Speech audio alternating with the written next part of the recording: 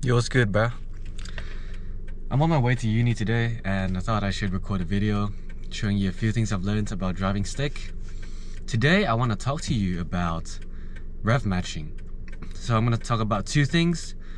The first is why rev matching in traffic might not be a good idea and how you should approach it. I'm going to talk about a very important concept that I don't think is talked about enough in the stick driving community. The second thing is how to double clutch your rev matches.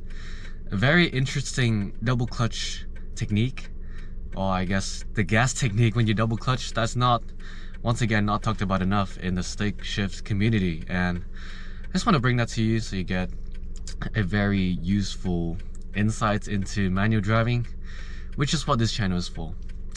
But without further ado, let's get straight into it. So the first thing to worry about when you are rev matching, downshifting in traffic, and I have experienced this a lot, and probably with you guys as well, is when you try to downshift to slow down at a red light, and you downshift quite aggressively to the point where the car is slowing down quite significantly. If you do decide to do so, let's say for example, I'm going to downshift in a second here, so you get a lot of braking torque to slow the car down. You trying to rev match into a low gear for your speed will cause the car to slow down quite quickly. But the problem here is there's no brake lights to show that. For a lot of drivers on the road, when they see you slowing down, they actually don't react that well. They only react to your car's brake light. So you have to be really careful about when you rev match. You don't want to slow the car down too much and not have the brake lights on when someone, let's say, is relatively close behind you. It would be even worse if they tailgate you. In that case, don't even rev match, right? Just move to a different lane or something. They might just crash into you. But for the vast majority of the time, when there is a car behind you, please be careful of how aggressive your downshifts can be, because if you shift to a gear that's relatively low for your speed and your car slows down a bit and there's a car following behind you, it's not going to be a pleasant experience, right? You'll slow down using engine braking and you don't have to use your brake pads, that's excellent, but the car behind you is going to be pretty damn annoyed because it's not going to expect your car to slow down that much without using the brakes, without showing the brake lights essentially, and it's just gonna annoy the drivers behind you, right? They don't know what's going on, why your car is just slowing down so much. That's just the thing that I've learned over 2 years that I have driven stick. I personally have experienced it on the road. It's not so pleasant. As the person who is driving stick and I rev match quite aggressively, I can tell that the car behind me does not expect it because I close the distance between me and them, and I can also see them switching lanes because I'm slowing down a bit too quick for the red light. So that is the first tip. Make sure to be careful with your downshifts when you are slowing down in traffic or when there's a car behind you. Just be mindful of the fact that your car does not turn on your brake lights when you engine brake. The second thing I want to talk about is double clutching. Now you might say, oh, modern cars nowadays, you don't need to double clutch in modern cars. They all have, you know, synchros and all that stuff. Double clutching is a waste of time. You don't need to do it. Well, what I'm telling you now is for the vast majority of you, and I'm saying at least 90% of you drivers, you guys would benefit so much from double clutching because, let's face it, not all of you are gonna have new cars, not all of you are gonna get, you know, 2025 car models and all that stuff. A lot of you guys are gonna buy secondhand cars, right? Secondhand cars that are relatively old because you're trying to save money. When you buy a car, you're gonna get a car with somewhat worn down synchros, and when you learn to drive on that car, you are not used to how smooth it should be, how easy it should be for your gear stick to fall into the actual gear slot, right? So you're used to sort of having to jam it into the gear when you downshift, but it works, right? It works most of the time because the synchros is still doing its job. So you think, okay, this works fine, my synchros are fine, I don't need to double clutch. I promise you, when you start to double clutch, your gear stick is gonna fall into gear so much smoother because you're essentially speeding everything up, right? You're matching the RPMs, the spinning rate of the gears and the transmission. The speed of every component is matched such that the gear will fall into place smoothly, and you're gonna save a lot of wear and tear on your gearbox. Now, this is not gonna be a tutorial necessarily on how to double clutch, so I'd recommend you to watch another video on that. But I will give you a very interesting piece of advice on how to double clutch, because I had to experiment with different ways of double clutching, how to make it work, for my car at least. And I think it should work for a lot of people too. So when you double clutch, I suggest you to raise the RPM to be higher than what the lower gear should be. Now, when you double clutch and your RPM is exactly where the lower gear should be, everything is synchronized, right? Your gear stick will fall into the lower gear smoothly, everything is all good. But the problem with that is the RPM is always dropping when you're not applying gas pressure. So what ends up happening is the RPM now has fallen to be lower than where the lower gear should be once you have engaged it, right? Because you have to clutch down, put the gear stick into the gear slot, and the time it takes for you to raise the clutch, within that time, RPM has already dropped below where it should be. So what should you do in that case? There are two things you can do.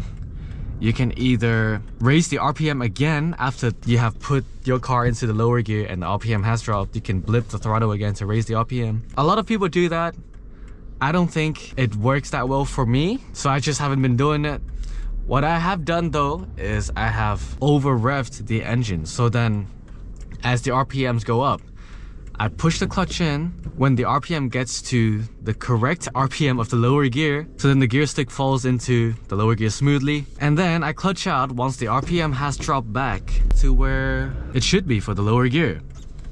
So essentially, when you over-rev the RPM will cross where it should be for the lower gear twice, right? Because you're over-revving it above where it should be, so it crosses the correct place twice for the lower gear. So the first time that I cross this on the way up, I will push the gear stick into the lower gear because it has synchronized the shaft and all that stuff, right? I'm not a mechanic to try to explain that to you. But on the way down of the RPM, where the RPM is dropping after you have over-revved it, around the point where it's synchronized with the lower gear, you should release the clutch then. So then you don't have to blip the RPM twice, and I think it is a smoother double clutching experience. And you know, you're more used to just revving the engine once. So I believe you should over-rev your engine whenever you double clutch. It's just a smoother experience. So let me show you an example. So I'm in 5th gear right now, traveling at 67 k's an hour.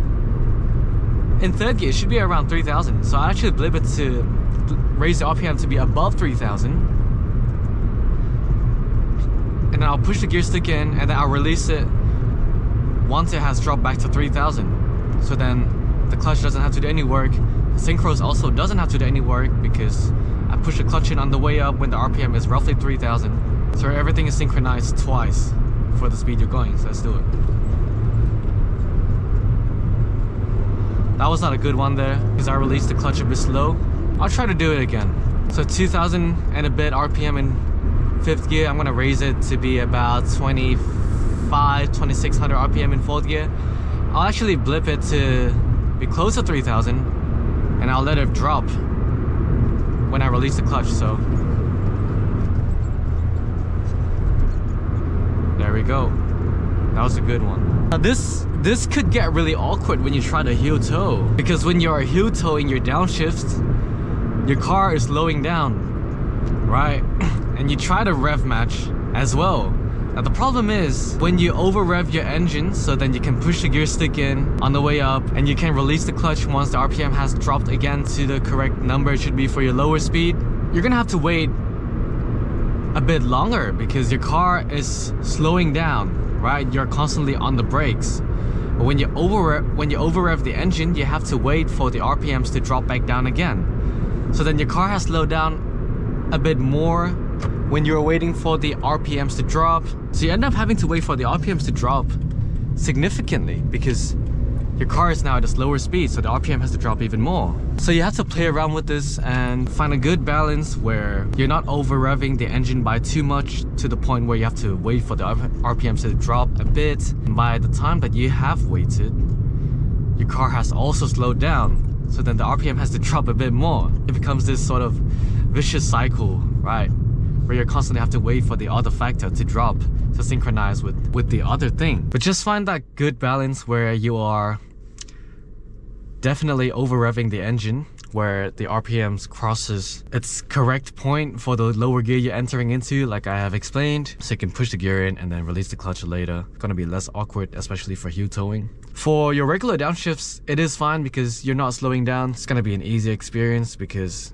that vicious cycle thing is not gonna happen. All you have to do is wait for the RPMs to cross where it has to be twice, and it's definitely gonna be the same RPM. But that was all for this video. I hope you found the tips helpful. Make sure to look in your rearview mirror and be sure that you are not slowing down too drastically for anyone behind you, because they'll be surprised. Your brake lights are not on, but you are slowing down quite significantly because of your downshift when you're trying to slow down for the red light. Second thing, make sure you always double clutch your downshifts. The vast majority of you will 100% not have a car with excellent synchros, so when you double clutch, you will feel the difference and you will save a lot of wear and tear for your transmission. And the last thing is to over-rev your double clutch downshifts, so then your downshifts are basically synchronized twice. That prevents you from having to double blip your double clutch downshift, which is what many people do. I don't like to do that, and I think it's just smoother for you to rev your engine once. But anyway, thank you for watching this video. I'll see you in the next one, and as always, happy driving.